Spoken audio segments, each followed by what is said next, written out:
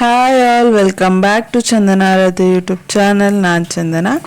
ಇದು Sunday vlog. ಶುಕ್ರವಾರ ಬೆಟ್ಟ ಹತ್ತಿ ಬೆಳಿಗ್ಗೆಯಿಂದ ಸಂಜೆವರೆಗೂ ನಿಂತು ತಾಯಿ ದರ್ಶನ ಪಡೆದು 2 ಡೇಸ್ ಆದಮೇಲೆ ಕಾಲು ನೋವು ಬಂದಿದೆ. ಅದರಿಂದ ಬೆಳಿಗ್ಗೆ ಎದ್ದಿದ್ದು ಸ್ವಲ್ಪ ಲೇಟ್ ಆಗಿತ್ತು. ಅಲ್ಲಿವರೆಗೆ ಅತ್ತೆ ಅರ್ಧ ತಿಂಡಿ ಕೆಲಸ ಮುಗಿಸಿದ್ರು. ನೆಕ್ಸ್ಟು ನಾನು ಡ್ಯೂಟಿ ಜಾಯ್ನ್ ಆದೆ.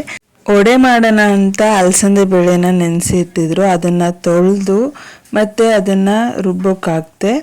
ಅದು ರೆಡಿ ಆಗೋವರೆಗೆ ಚಿತ್ರಾನ್ನಕ್ಕೆ ಒಗ್ಗರಣೆ ಹಾಕೊಳ್ಳೋಣ ಅಂತ ಒಂದು ಪಾತ್ರೆ ಇಟ್ಟು ಅದಕ್ಕೆ ಸ್ವಲ್ಪ ಎಣ್ಣೆನ ಹಾಕಿ ಫಸ್ಟು ಕಡಲೆ ಬೀಜನ ಫ್ರೈ ಮಾಡ್ಕೊತಾ ಇದ್ದೀನಿ. ಕಡಲೆ ಬೀಜ ಫ್ರೈ ಆದಮೇಲೆ ಅದೇ ಎಣ್ಣೆಗೆ ಸಾಸಿವೆ, ಕಡಲೆಬೇಳೆ ಮತ್ತು ಜೀರಿಗೆನ ಹಾಕ್ಕೊಂಡು ಫ್ರೈ ಮಾಡಿಕೊಂಡು ಕಟ್ ಮಾಡ್ಕೊಂಡಿರೋಂಥ ಮೆಣಸಿನ್ಕಾಯಿನ ಹಾಕಿ ಫ್ರೈ ಮಾಡ್ಕೋಬೇಕು. ಹಾಗೆ ಹೆಚ್ಚಿಟ್ಕೊಂಡಿರೋಂಥ ಈರುಳ್ಳಿನ ಹಾಕಿ ಸ್ವಲ್ಪ ಕರಿಬೇವನ್ನ ಹಾಕಿ ಬೇಯಿಸ್ಕೊಂಡು ನೆಕ್ಸ್ಟ್ ಕಟ್ ಮಾಡ್ಕೊಂಡಿರೋ ಟೊಮೊಟೊ, ಕ್ಯಾಪ್ಸಿಕಮ್ ಹಾಕಿ ಸಾಫ್ಟ್ ಆಗೋವರೆಗೂ ಬೇಯಿಸ್ಕೋಬೇಕು.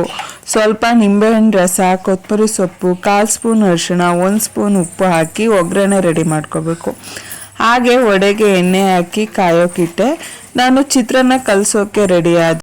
ಅತ್ತೆ ಒಡೆಗೆ ರೆಡಿ ಮಾಡಿ ಬೇಯಿಸ್ತಾ ಇದ್ರು. ಎಲ್ಲ ರೆಡಿಯಾಗಿ ತಿಂಡಿ ತಿಂದು ಕೂದಲು ಸಂಖ್ಯೆ ಕಡಿಮೆ ಆಗ್ತಾ ಇದೆ ಅಂತ ಭಯ ಆಗಿ ಹೇರ್ ಪ್ಯಾಕ್ಗೆ ರೆಡಿ ಮಾಡ್ಕೊಳ್ಳೋಣ ಅಂತ ಇದ್ದೀನಿ.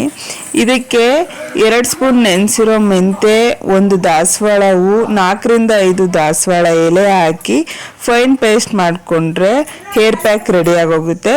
ಹಾಗೆ ವೈಟ್ ಹೇರ್ ಇರೋದ್ರಿಂದ ನನ್ನ ನಾದ್ನಿಗೆ ಮೆಹಂದಿ ಪ್ಯಾಕ್ ಮಾಡ್ತಾ ಇದ್ದೀನಿ. ಇದನ್ನು ತಲೆಗೆ ಹಚ್ಚಿ 2 ಅವರ್ಸ್ ಬಿಟ್ಟು ನಾರ್ಮಲ್ ವಾಟರಲ್ಲಿ ಸ್ನಾನ ಮಾಡಬೇಕು. ನನಗೆ ಸಪೋರ್ಟ್ ಮಾಡೋರಿಗೆ ಪ್ರತಿಯೊಬ್ಬರಿಗೂ ಥ್ಯಾಂಕ್ಸ್ ತಿಳಿಸ್ತಾ ಈ ವಿಡಿಯೋನ ಇಲ್ಲಿಗೆ ಎಂಡ್ ಮಾಡ್ತಾ ಇದ್ದೀನಿ. To subscribe for more videos. Thanks for watching.